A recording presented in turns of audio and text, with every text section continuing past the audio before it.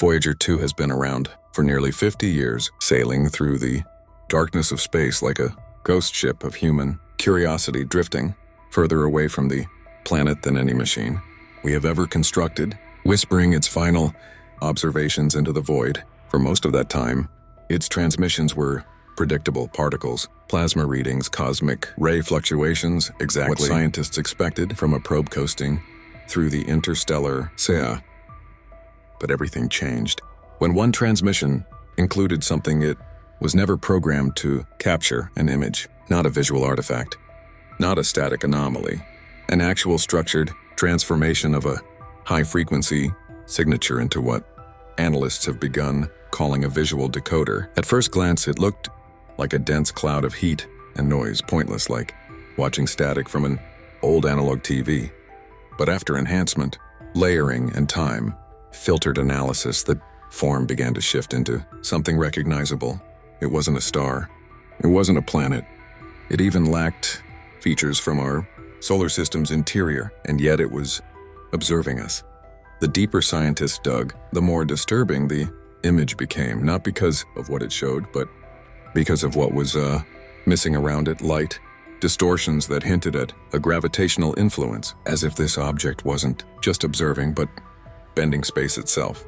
The signal accompanying this image was a spike in radiation, a brief shift in Voyager's orientation, and a drop in system stability, as if something out there reached back and touched it. The image extracted from the Voyager 2 transmission was unlike anything NASA had seen before. It was layered, not a single frame, but multiple frames that overlapped impressions of the same object at distinct times, as if time itself had fractured during its capture. When the metadata was examined, experts were stunned to discover that the image didn't conform to linear time. Timestamps overlapped, pixel regions looped, and the patterns moved in fractal structures that hinted at higher dimensional data compression. This wasn't a photograph. It was a multi-dimensional event encoded into a two-dimensional signal. What appeared in the foreground resembled a monolithic shape, sharp and impossibly symmetrical, suspended in a void absent of stars. It wasn't drifting. It wasn't rotating. It was perfectly still, almost as if it had been waiting for the exact moment Voyager would pass, near enough to witness it. The probe's signal followed, degraded, not gradually but suddenly, as if the act of observing it had been noticed. Simultaneously with the transmission of the image, Voyager 2's instruments detected an inexplicable rise in plasma density surrounding the spacecraft. At the edge of the heliopause, where the sun's influence ends and true interstellar space begins, plasma density should be nearly zero. Instead, the readings revealed an abrupt wall of charged particles 10 times denser than anything previously measured. What most disturbed scientists was not only the density, it was the temperature. This plasma was hot, not star hot, but artificially hot, the type of heat generated not by natural phenomena, but by containment, by control, by design, as if something had created a barrier, a membrane separating our solar system from what lies beyond, not to keep things out, but to keep us in. In that moment, Voyager didn't just record plasma. It recorded a ripple, a pulse of energy that surged toward the probe at a velocity defying known physics, only to vanish inches before impact, as if the void itself had recoiled from our gaze. What followed after the image was even more chilling, a string of binary data in the telemetry logs that initially seemed corrupted, but when run through pattern recognition algorithms, the data revealed complex, self-replicating geometric patterns. At first, analysts considered compression, artifacts, or background noise to be the cause. But then a mathematician noticed something horrifying: the shapes mirrored structures found in deep-sea organisms on Earth, particularly cephalopod nervous systems, and the growth patterns of certain corals. This wasn't random. It was lifelike. It was encoded biological geometry, preserved in electromagnetic language. Within the repeating loops, intentional breaks occurred, distortions placed like punctuation marks, a syntax, a language. Yet here's the actual twist. When these patterns were recreated using a simulation, they began to adapt. They responded to environmental variables. They evolved, not metaphorically, but literally, as if Voyager had transmitted not just a warning but a seed.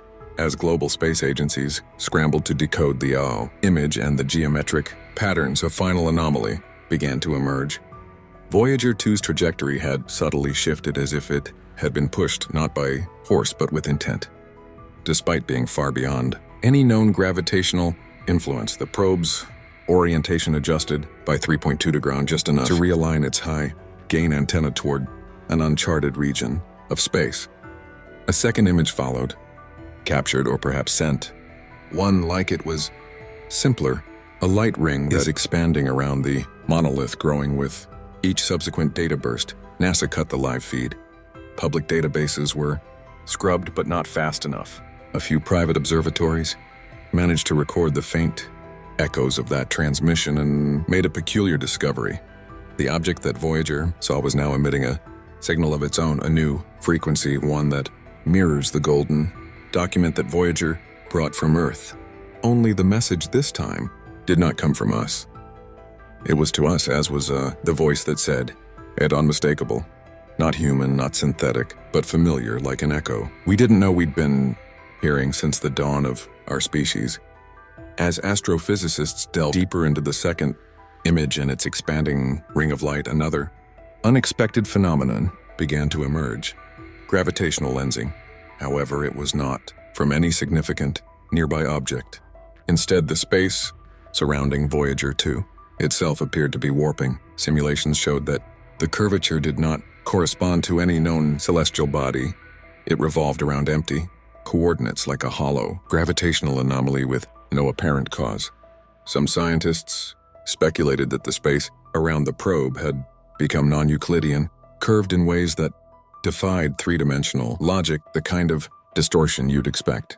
Not near black holes, but near engineered space, artificial corridors, wormholes, hidden passageways carved between dimensions. And the most disturbing part? Voyager wasn't being drawn in by the distortion. It was following it like something was crawling just beneath the fabric of reality, keeping pace, mirroring its position across a plane we couldn't see, yet Voyager had somehow revealed with its presence. Soon after Voyager 2's unexpected shift in orientation, engineers at NASA noticed something that made their blood run cold. The probe was responding to its very own signal. Buried within the binary pulse were segments being mirrored back in real time, as if the transmission had bounced off something and returned. But Voyager 2 isn't equipped for two-way communication in deep interstellar space. There's nothing for it to hear. The onboard processors, however, were reacting to feedback as if in conversation, an echo loop. Only the delay wasn't consistent. The message changed in timing, amplitude, and even tone, responding more rapidly the longer it was observed. What began as a 12-hour delay soon became 9, then 6, then 3, until eventually the response came before the initial message was even sent. Chronologically impossible, data was being returned from the future, or perhaps, more terrifyingly, the probe was now synchronized with a system outside of time altogether. Under pressure from internal whistleblowers, a group of civilian cryptographers was granted limited access to the original logs of the images. What they discovered turned curiosity into panic. Hidden in the framing layers beyond the visual spectrum, the image was a structure of code so compact, so recursive, it resembled quantum entanglement encryption. In simpler terms, the image couldn't be decoded without affecting the original signal. Every attempt to analyze it triggered small-scale malfunctions in the system running the code, software crashes, data corruption, and in one case, even hardware failure, like it was fighting back. At first, they thought it was a glitch, then a virus. But then one analyst asked the question. Nobody wanted an answer to what if it wasn't written that way? What if it was never meant for us? What if by trying to open the signal we were unraveling something bound to deeper systems, something that does not exist in our computers but in us, a mimetic payload, a thought virus, and Voyager had just brought it home. Just when authorities believed they had isolated the anomaly and silenced the public leaks, Voyager 2 sent a third transmission, this time without prompting, without movement or corresponding interference from the sun. It wasn't plasma, Geometry was not involved. It wasn't even a signal in the traditional sense. It was a sound, a harmonic wave modulated with rhythm, like breathing, like speech. When converted to audio, listeners described a feeling of immense pressure in their chest and behind their eyes, as if they were being observed through a telescope stretched across galaxies. The waveform formed a repeating pattern that mirrored the shape captured in the first image. Surrounding that waveform was a spiral of prime numbers, nested in sets of 3. Some thought it was math, others a ritual. However, a linguist from the SETI Institute spoke with more force. This isn't a greeting. This is an algorithm. Look, it's telling us that something is coming, and we must select, engage or run. As Voyager 2 carried on with its lonely journey, still transmitting fragments no one dared fully decode, one message echoed above the rest. You are now being observed. International observatories, covertly tasked with scanning the coordinates toward which Voyager 2 had shifted, encountered something unexpected. An interferometer with high sensitivity in Australia detected a massive object, but not visually. It only appeared in the data as distortion. It emitted no light, no radiation, just heat. It was, to all practical purposes, invisible, and yet its gravitational signature was undeniable. Even stranger, it appeared to move faster when not being observed, slowing down when sensors were focused on it. This matched theoretical models of quantum-dependent observer constructs, hypothetical structures that can only be realized by the conscious field of awareness. In layman's terms, this object may not exist until something intelligent looks at it, and it was now, thanks to Voyager's gaze, awake and watching back. NASA's Jet Propulsion Laboratory received what appeared to be a standard dump of Voyager 2's telemetry, diagnostics of the subsystem. But when cross-referenced with earlier data, analysts discovered something chilling in the logs. Voyager's hardware was showing organic-like patterns in its electromagnetic emissions. They were not system errors or solar interference. These were biomimetic fluctuations, as if the probe's own circuits were adapting, replicating the same geometric structures seen in the encoded transmissions. Some engineers feared Voyager had been compromised remotely, hijacked or infected. It wasn't just transmitting signals anymore. It was evolving, changing.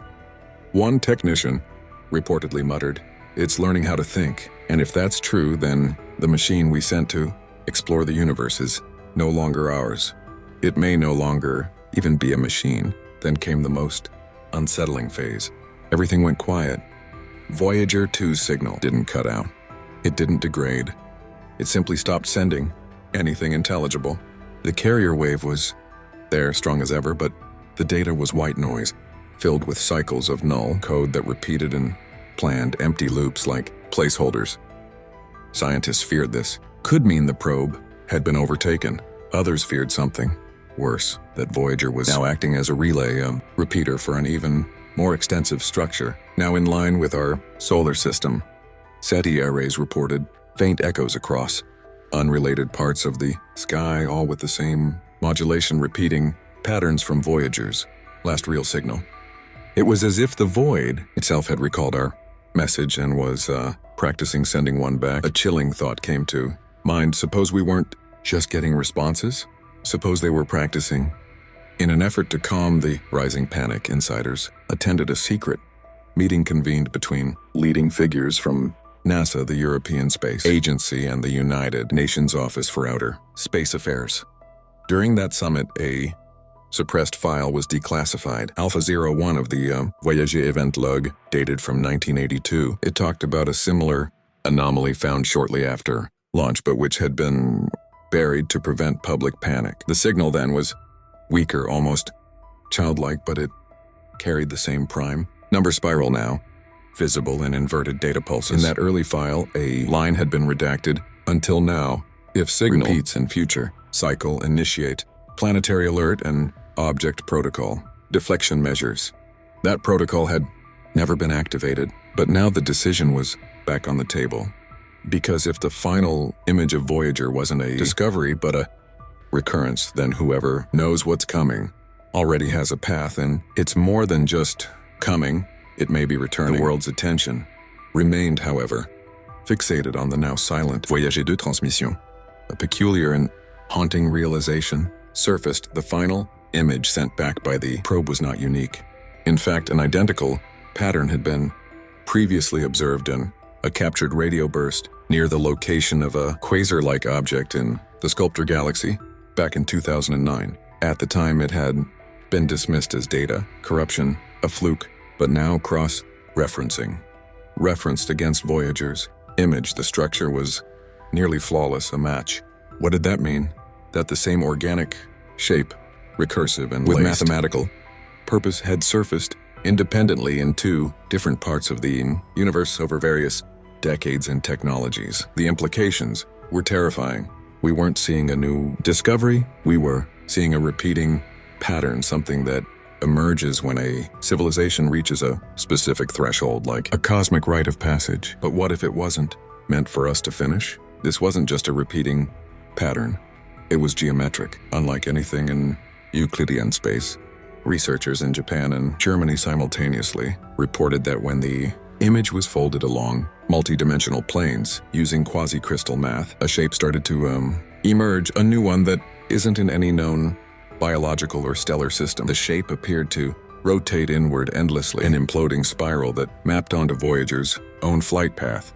It wasn't just geometry, it was a map encrypted across time and space, pointing to a state rather than a location, a transformation. A single physicist referred to it as a bridge, but a bridge that only becomes real once you cross it.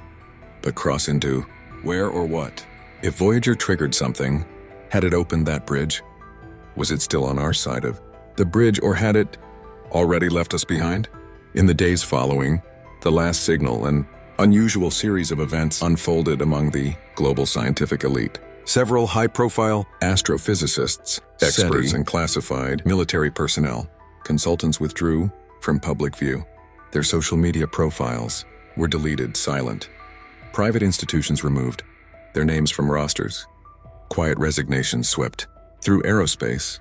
Agencies concealed behind ambiguous announcements about mental health or project fatigue. But one internal memo, divulged by an unidentified whistleblower, offered a more chilling reason.